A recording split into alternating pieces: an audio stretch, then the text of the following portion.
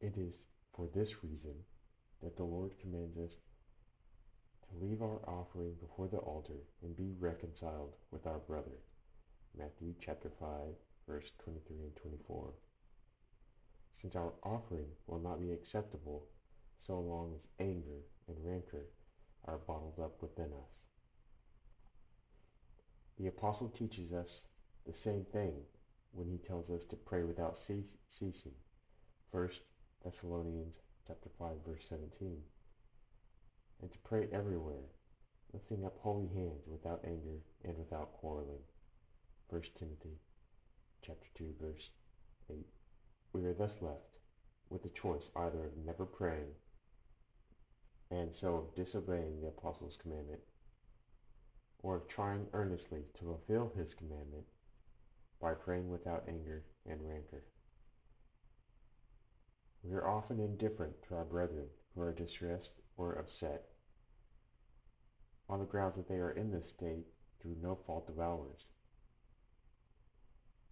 The doctor of souls, however, wishing to root out the soul's excuses from the heart, tell us to leave our gift and to be reconciled not only if we happen to be upset by our brother, but also if he is upset by us, whether justly or unjustly. Only when we have healed the breach through our apology should we offer our gift. We may find the same teaching in the Old Testament as well, as though in complete agreement with the Gospels it says, "Do not hate your brother in your heart,"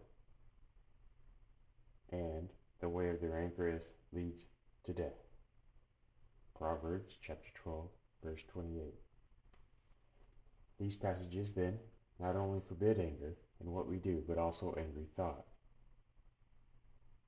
If therefore we are to follow the divine laws, we must struggle with all our strength against the demon of anger and against the sickness which lies hidden within us.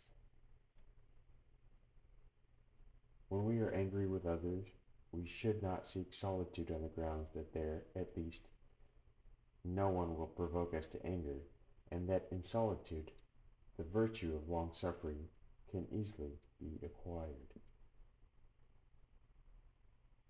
Our desire to leave our brethren is because of our pride, and because we do not wish to blame ourselves and ascribe to our own laxity the cause of our unruliness.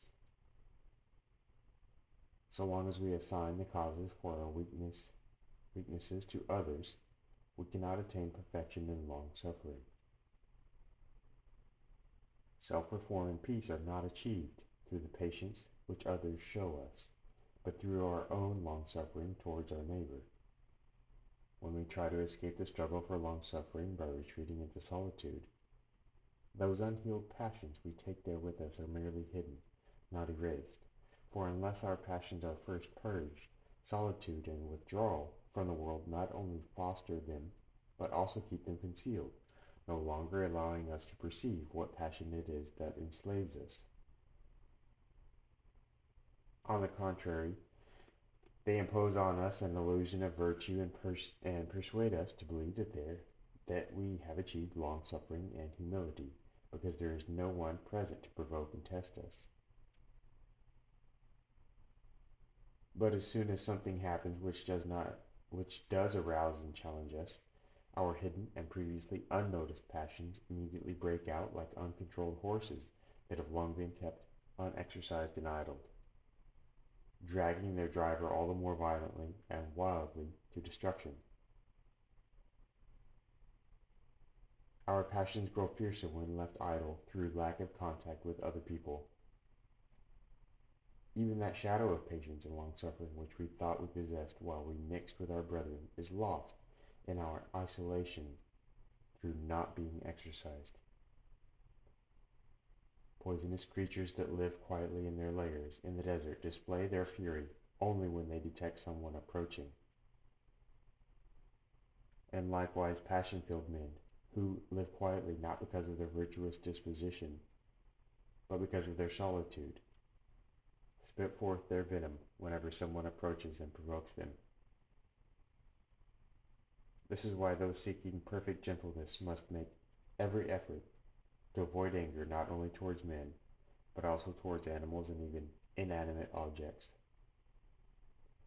I remember how when I lived in the desert I became angry with the rushes because they were either too thick or too thin, or with a piece of wood when I wished to cut it quickly and could not, or with a flint when I was in a hurry to light a fire and the spark would not come. So all-embracing was my anger that it was aroused even against inanimate objects.